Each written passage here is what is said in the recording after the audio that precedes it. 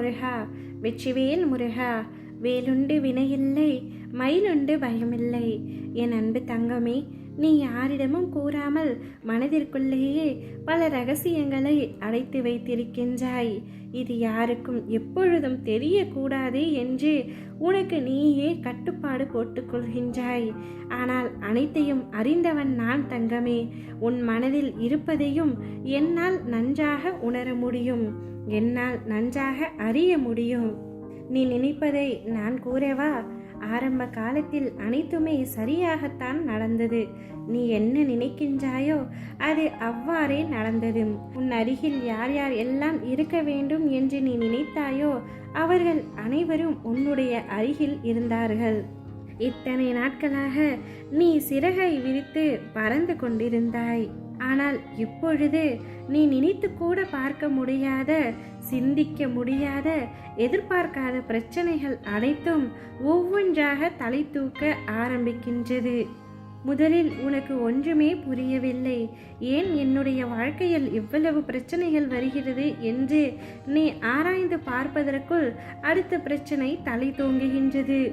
அதனையெல்லாம் அமைதியாக வேடிக்கை பார்த்து கொண்டும் இருந்தாய்.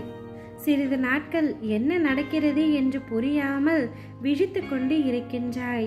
பிரச்சனையின் தீவிரம் அதிகமான பின்பு உன்னால் அதை எப்படி சமாளிக்கிறது என்று தெரியாமல் ஒவ்வொரு நாளும் தவித்து கொண்டிருக்கின்றாய்.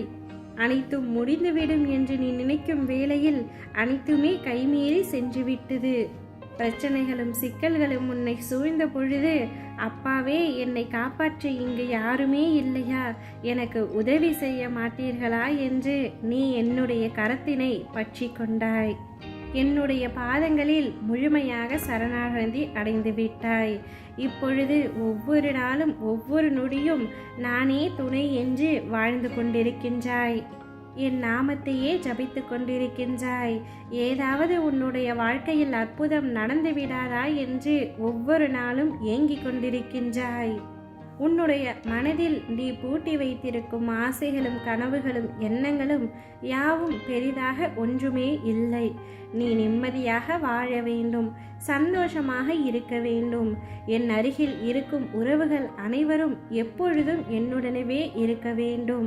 யாரையும் இந்த காலத்தில் நான் இழந்துவிடக் கூடாது என்று தான் நினைக்கின்றாய்.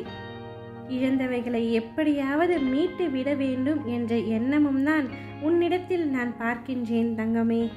நீண்ட நாட்களாக நான் உங்களிடம் கேட்டதை எனக்கு சேர்த்து விடுங்கள் அப்பா என்று ஒவ்வொரு நாளும் நீ என்னிடம் வேண்டி உருகி மன்றாடி கொண்டிருக்கின்றாய். என் அன்பான குழந்தையே, நீ இவ்வளவு கதறி அழுகும் பொழுது நான் எப்படி அதை உனக்கு தராமல் இருப்பேன்? உனக்கானது என்றால் அது நிச்சயமாக உன் கையில் வந்து சேரும் என்பதனை முழுமையாக நம்பு தங்கமே. நிச்சயம் நீ நினைத்து கூட பார்க்க முடியாத அளவிற்கு உன்னுடைய வாழ்க்கையை நான் மாற்றி காட்டுகின்றேன், அழகாக மாற்றி காட்டுகின்றேன். நீ விரும்புவதை விரைவில் உன்னுடைய கையில் பெறுவாய்.